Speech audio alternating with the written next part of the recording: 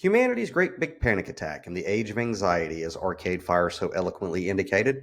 This is what happens when you give an entire species yet to recover from its individual, generational, ethnic, and collective trauma digital doohickeys that are designed to generate instant gratification with as little as a prompt.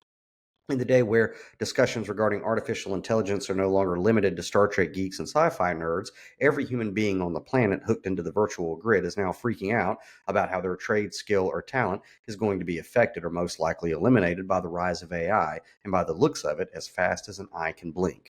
With AI having far surpassed the threshold of being able to generate indistinguishable scenarios in the digital space that cannot be discerned from those in the physical space, an existential crisis of epic proportions is now upon the doorstep of mankind. I knew a guy once who was asked by a man deemed with some authority by some, "What is truth?" And upon hearing the story, that question is one that has always rung inside me like a bell. In that sensation, I'm sure that I'm not alone. What is truth? What is real? What makes up what we perceive as reality? And if reality is perceivable, then does that not just make it a matter of perception? Then truth does not exist. Nothing is real. Nothing matters. Yet the discomfort of that conclusion just doesn't sit well with me, and I imagine with quite a few others as well.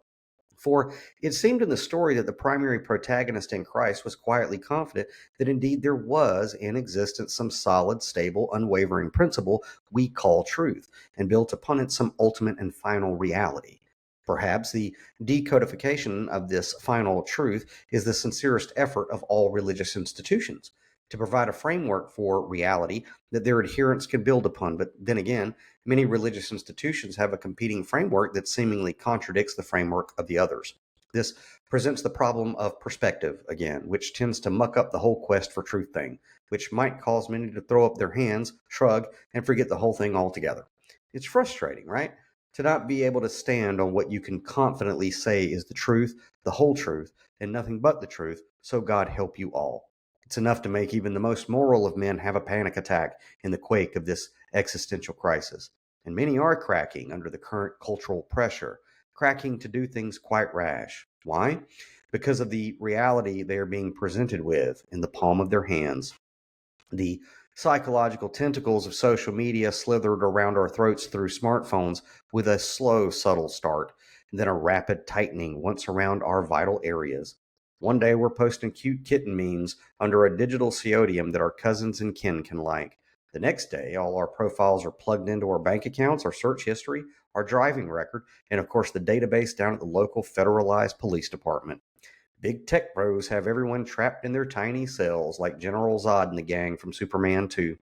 What reality has become is what is seen within the confines of an Apple or an Android, and now that is no longer restricted to what has actually been filmed in the physical world, but now includes indistinguishable images and scenarios generated by artificial intelligence models following the prompts of a species that is nowhere near evolved to be fucking with any of this shit. Myths, fables, and parables were the previous frameworks from which an individual could begin to build the truth and a workable grasp of reality to attempt the attainment. But you had to use your head first to even get your mind around what the allegories were pointing to. This is not the case in a generation lacking true imagination and hardwired to have a dopamine dump every 15 minutes. This planet has been turned into one big commercial, and every person on it is a product expected to produce content as fast or faster than the next person. And now the next person is a hyper realistic content creating artificial intelligence model. So, good luck. And for your information, the attempt to do so is the first step on a treadmill you cannot outrun. For those who have defined their reality, their truth on what comes from the other side of a shiny screen, this is literally the end of the world. This is the great deception that the very elect has been watching out for. When every one of the bricks of your reality built by social media can be outdone by the almighty algorithm, and the validation of likes, shares, subscribers, and followers becomes moot due to and because of infinite bots, we are left to ask, what is truth? What matters? Is it what we are presented with by digital space?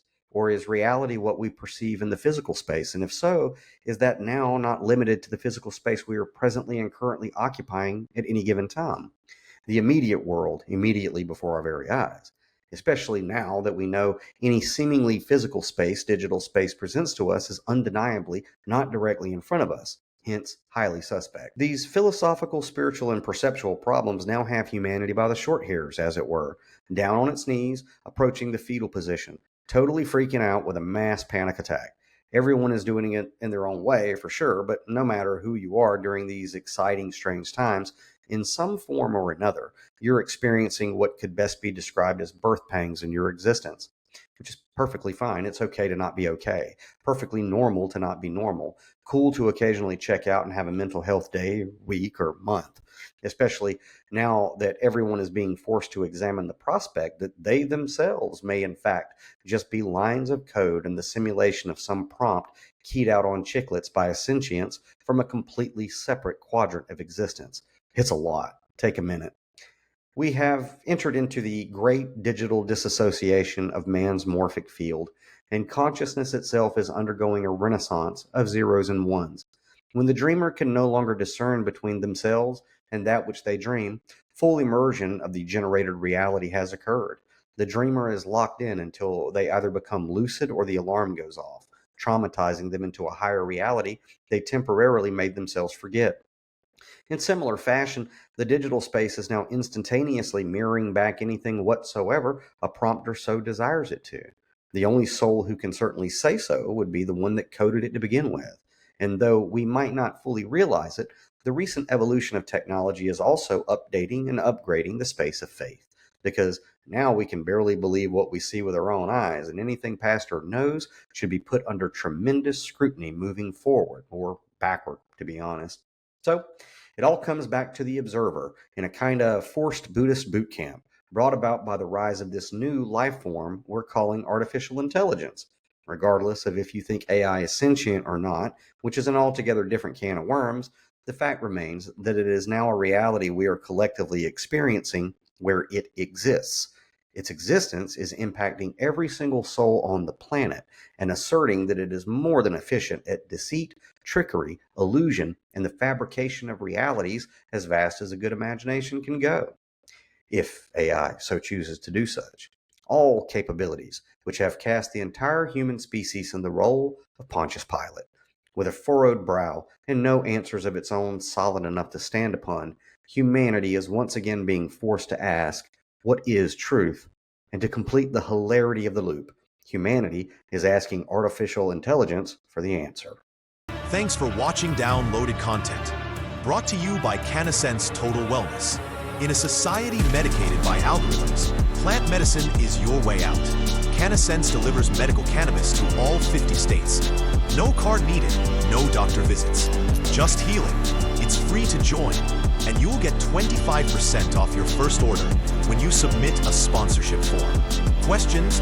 Call 1-833-633-4208. CannaSense, because waking up is the real medicine.